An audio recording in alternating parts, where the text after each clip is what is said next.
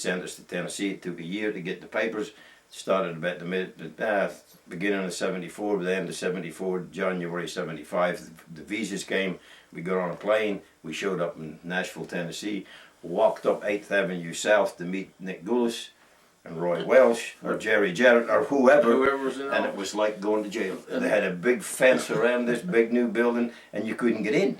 After I got to know Nick and after I got to work for him, I know why that fence was there. I know why the doors were locked, and all the things that you heard about him, kind of true. So we saw Mike Duncan, first guy we saw. He came out. He was going to his car. He was the announcer. He was one of the announcers. Yeah. And we yelled at him, said, "Hey man, tell Nick Gulas the Australians are here." He said, "Oh, you guys are Australians?" We stand like two jabronis on the middle of the street. Yeah, we were from Australia. Yeah. But anyway.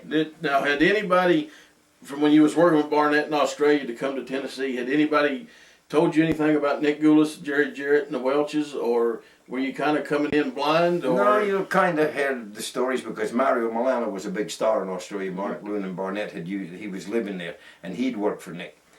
And Larry O'Day and Ron Miller had come over here and worked for Nick, and they came back.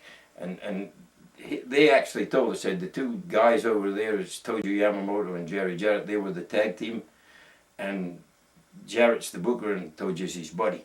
He said, so if you get in with them, tell them, you know. So anyway, Bobby Shane came over and he told us the same thing. When you go there, go to Jerry Jarrett and tell him you've come here to work for him, you're one of his guys and you trust him, type thing. And that's what we pretty did. Much everybody tried to wing you around Nick Gulas. Yes. So Nick had a bad reputation, and I found it firsthand to be true when him and I got into a beef. I had quit